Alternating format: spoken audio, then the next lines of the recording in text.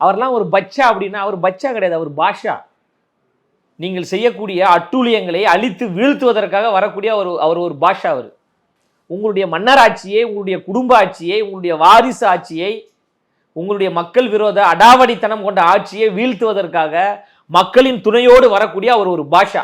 அதனால ஒரு மூத்த அமைச்சர்னா பொறுப்புணர்வோடு பேசணும், பண்பா பேசணும். இப்படி நகைச்சுவை உணர்வோடு பேசக்கூடிய ஐயா துரைமுருகன் அவர்களே, உங்க பையன் வெக்கமே இல்லாம கேவலமா அயோக்கியத்தனமா தமிழ்நாட்டினுடைய தாய்மார்களை குறித்து கேவலமா பேசுறானே, நாடாளுமன்ற தேர்தல் பிரச்சாரத்தின் போது கேவலமாக பேசினானே.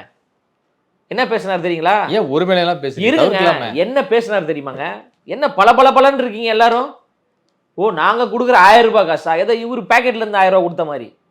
மக்களுடைய வரி பணங்க, மக்களுடைய காசை எடுத்துத்தானே மக்களுக்கு கொடுக்குறீங்க. அதை எவ்வளவு இழிவாக பெண்களை கொச்சைப்படுத்தும் விதமாக இவங்க பையன் பேசினாரு. அது குறித்து துரைமுருகன் வாய் திறந்து பேசினாரா? அது குறித்து துரைமுருகன் அவர்கள் வாய் திறந்து பேசுவாரா?